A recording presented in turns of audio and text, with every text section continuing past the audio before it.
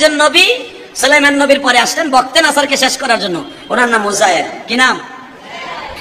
উজায়ের আলাইহিস সালামের ভিতরে একটা প্রশ্ন জাগলো, আল্লাহ তাহলে তুমি কও না 100 বছর পরে আবার মানুষ কেমনে জীবিত কইরা কিয়ামতের মাঠে উঠাইবে? আল্লাহ কয় তাই? হ্যাঁ। উজায়ের তোর গাদা কই? কয় ওই যে। কয় ঘুমা। উজায়ের আলাইহিস সালাম মাথার নিচে হাতটা দিয়া হইছে, ওই হওয়াই হওয়া। সুবহানাল্লাহ কইলেন না? আরো জোরে কর, আরো জোরে কর। এক ঘুমে উজায়ের মৃত্যু। 100 বছর পরে উজায়ের আল্লাহ আবার জীবিত করছে। কাইফা ইউহিল মাউত, আল্লাহ কেমনে তুমি জীবিত করো? ওই যে উজায়ের প্রশ্ন করছিল। ঠিক ইব্রাহিম নবীও কইছিল, আল্লাহ তুমি মৃত ব্যক্তিকে জীবিত করো কেমনে? আল্লাহ কয় যে রাসূল আনামের মধ্যে আল্লাহ কোরআনের মধ্যে বলেন, এ ইব্রাহিম তুই কি তোর বিশ্বাস হয় না আমি মৃত্যুরে জীবিত করতে পারি? কয় হয়। আমার যদি একটু প্র্যাকটিক্যাল দেখাইতা আমার একটু ভালো লাগতো। আল্লাহ কয় তো ওই যে পাহাড়ের উপরে কবুতর বসে রয়েছে, ডাক দে। কয় হ্যাঁ আমার ডাকে আইব নি, তোমার ডাকে আইব। কয় দে ডাক দে। কবুতর তাল হে না আইয়া হাতের উপর বসে। তোতা পাখি তাল হে না হাতের উপরে পড়ছে। কাক তাল হে না কাউয়া আইছে। 10 পদের পশু ইব্রাহিম আলাইহিস সালামের কাছে আইছে। আসার পরে তাফসীরে আসছে নিজে জবাই দিছে, আল্লাহর হুকুমে জবাই দিছে সবগুলা। জোরে কোন মারহাবা। এ ইব্রাহিম দেখ তো কোন গোশতের ভিতরে পার্থক্য আছে? একই তো পাখি। কয় না, সবগুলা কুচি কুচি কুচি কুচি কর, একবারে ছোট ছোট পিস কর। করছে।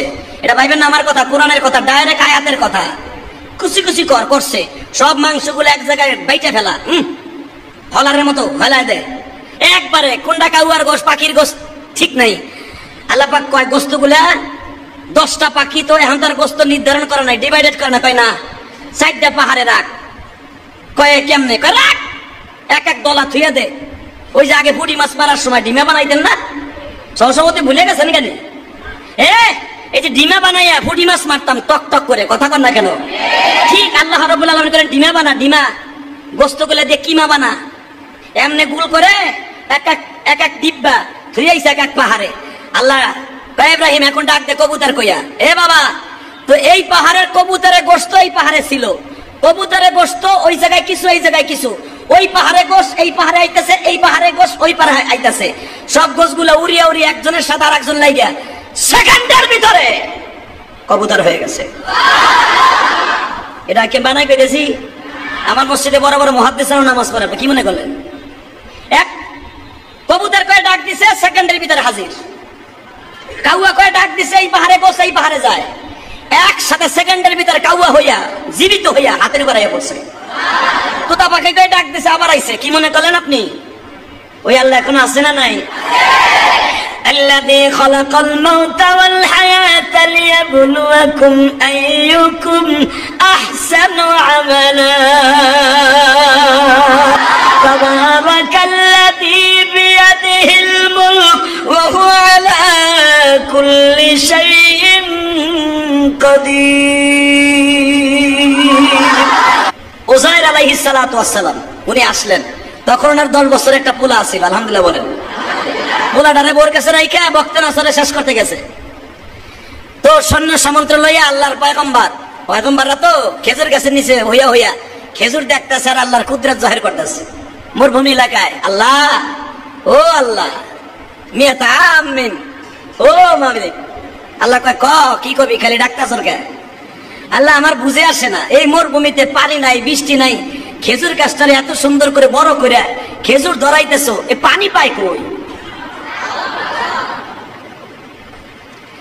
আমার আল্লাহ বলে পানি কই পায় রে উজায়ের? এ উজায়ের জমিনটা কিন্তু মৃতরে জমা। উজায়ের বালুকার জমিনে পানি না থাকলে কোনো জিনিস হয় না। সৌদি আরবে এমন এমন জায়গা আছে বাবা, কোনো গাছ গাছ না বৃক্ষলতা নাই গো বাবা, শুধু বালুর চর আর বালুর চর।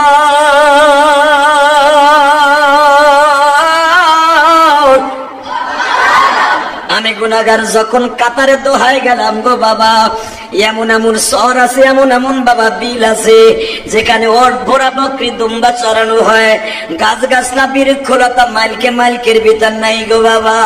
ওই মরুভূমিতে বসিয়া তুমি যদি আসমানের দিকে তাকায় বলো মালিক রে তোমার কুদরত কি দিয়ে বুঝাবো গো মালিক?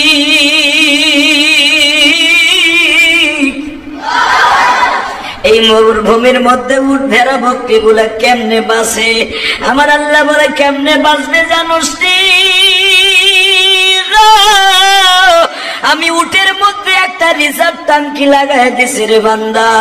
উট 1 মাসের পানি আর রিজার্ভ ট্যাঙ্কির মধ্যে ভরে রাখতে পারে। 1 মাসের পানি লোড দিয়া মরুভূমিতে মাসকে মাস চলতে পারে গো।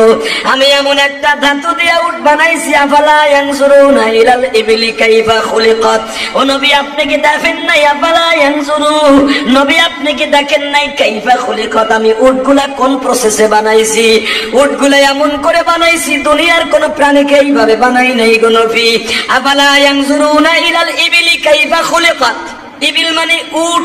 আমি উটগুলা কেমনে বানাইছি? দুনিয়ার কোন প্রাণীকে আমি রিজার্ভ ট্যাঙ্কি দেই নাই। মেশিনের ভিতরে যেরকম রিজার্ভ ট্যাঙ্কি লোড দিয়ে রাখা যায় গো বাবা, ওই রকম ভাবে উটের পেটের মধ্যে একটা রিজার্ভ ট্যাঙ্কি আছে। ও মুখ দিয়ে টান দিয়ে ওই রিজার্ভ ট্যাঙ্কির ভিতরে 1 মাসের পানি ঢুকায় রাখতে পারে। ওখান দিয়ে মুখ দিয়ে বাইর করে গোসলও করতে পারে, পানিও পান করতে পারে। আফালা ইয়ানজুরুনা ইলাল ইবলি কাইফা খুলিকাত। নবী আপনি দেখেন নাই উটগুলা কেমনে বানাইছি? দুনিয়ার কোন প্রাণীকে এইভাবে সহ্য ধৈর্যশীল বানাই নাই।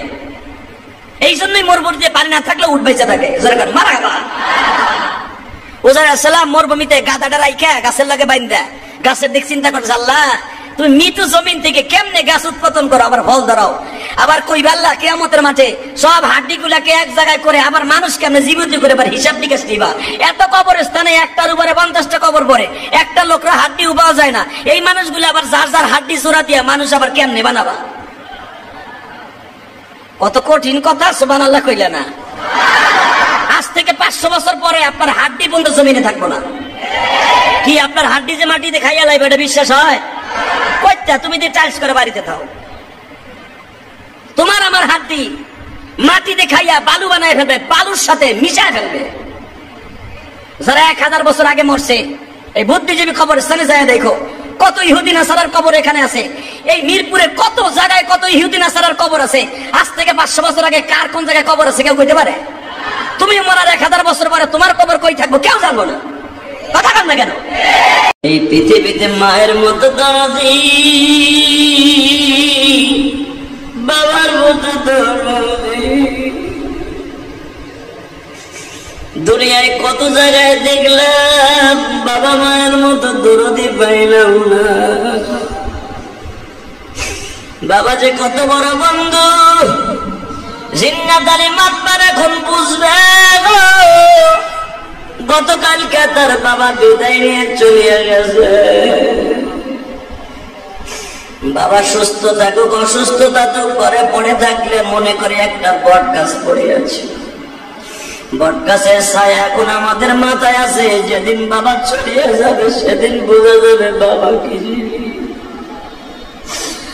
আমরা যারা পিতা মাতা হারিয়েছি মেহেরবানি করে মাফ করিয়া দাও, কবরটার জান্নাতের বাগান বানাইয়া দাও। আল্লাহ খাস করে মাননীয় এমপি সাহেব, 16 বছরের এমপি সাহেব, আল্লাহ তাআলা আমার অত্যন্ত আমাদের মোহাব্বতের মানুষ উমরা বাজে গেছে। আল্লাহ আপনি মেহেরবানি করে তার উমরাকে কবুল করে নিন, তার বাবা মাকে আপনি মাফ করিয়ে দিয়েন। উমরার ওসিলায় তার কলিজার টুকরা সন্তান সন্তানাদেরকে কবুল করে নিয়েন। আল্লাহ খাস করে এসএসসি পরীক্ষা যারা দিবে তাদের ব্রেনকে ঠিক করে, সোনাকে মেধাকে ঠিক করে পরীক্ষা দেওয়ার তৌফিক দান করে দিয়েন। আমাদের সন্তান নাতিপোতা যারা পরীক্ষা দিবে তাদের সবাইকে ভালোভাবে পরীক্ষা দেওয়ার তৌফিক দিয়ে দিয়েন। আল্লাহ খাস করে আমাদের সভাপতি সাহেব, সেক্রেটারি সাহেবের চাচা জিন্নাত আলী মাতবরের বাবা, আরো যারা দোয়া চেয়েছে আল্লাহ প্রত্যেকের বাবা মাকে আপনি মাফ করে দেন গো আল্লাহ। আল্লাহ কতজন অসুস্থ দোয়া চাইছে হসপিটালের বেডে, মেহেরবানি করে সুস্থ করিয়া দেন। মোশারফ ভাই দোয়া চেয়েছে তার বাবা মা দাদা দাদের জন্য, প্রত্যেককে মাফ করিয়ে দেন। লন্ডন থেকে আপনার এক পাগল উমরায় যাবে 2 তারিখ, আল্লাহ কবুল করে নিয়েন গো। আজকে জুমার খুতবা দেওয়ার আগে আপনার পাগল আমার কাছে দোয়া চাই, 2 তারিখে যাবো, ওটা দোয়া করেন যেন সহি সালামত উমরা করতে পারি। আল্লাহ উমরার ওসিলায় তার মা বাবা দাদা দাদি নানা নানি শ্বশুর শাশুড়ি সবাইকে আপনি মাফ করিয়া দিয়েন। সহি সালামত উমরা করে রাসূলের দেশ থেকে আবার লন্ডনে যাওয়ার তৌফিক দিয়ে দিয়েন। আল্লাহ খাস করে যে যেখান থেকে দোয়া চাইছে প্রত্যেকের মনের আশা পুরা করে দেন। আল্লাহ মানিকগঞ্জ তোমার এক পাগল অসুস্থ, অ্যাক্সিডেন্ট করে অসুস্থ হয়েছিল, মেহরবানি করে সুস্থ বানায় দেন আল্লাহ। আরো যারা অসুস্থ হয়েছে আল্লাহ তাদের সবাইকে কবুল করে নেন আল্লাহ। কাজ করে এই মসজিদে যে যেখান থেকে দোয়া আছে, বেলাল নামে যে যুবকটা দোয়া চেয়েছে আমার মাদ্রাসায় টাকা দিয়ে আল্লাহ, লিটু ভাই দোয়া চাল্লাহ, লিটন ভাই দোয়া চেয়েছে, আরো যারা দোয়া চেয়েছে প্রত্যেকের বাবা মাকে আপনি মাফ করে দেন আল্লাহ। সকলের দান সবটাকে আপনি কবুল করে নেন আল্লাহ। পুরা বছরটাকে আপনি 5 ওয়াক্ত নামাজ হিসাবে কবুল করে নেন আল্লাহ। যে যেখান থেকে দোয়া চাইছে প্রত্যেক আপনি ভালো রাখবেন, সুস্থ রাখবেন, ব্যবসা বাণিজ্যে বরকত দিয়ে দিবেন, হালাল রিজিকের ব্যবস্থা করে দিবেন আল্লাহ। অনেকে ঈদ করার জন্য গ্রামের বাড়িতে গেছে, এখনো আসতে পারে নাই আল্লাহ। সহিহ সালামতে ঢাকায় আসার তৌফিক দিয়ে দেন, যার যার কর্মজীবনে ফিরে আসার তৌফিক দেন। ওয়া সাল্লাল্লাহু তাআলা আলা খায়রি খালকিহি মুহাম্মাদ ওয়া নূরি আরশিহি সাইয়্যিদিনা ওয়া রাহমাতিহি।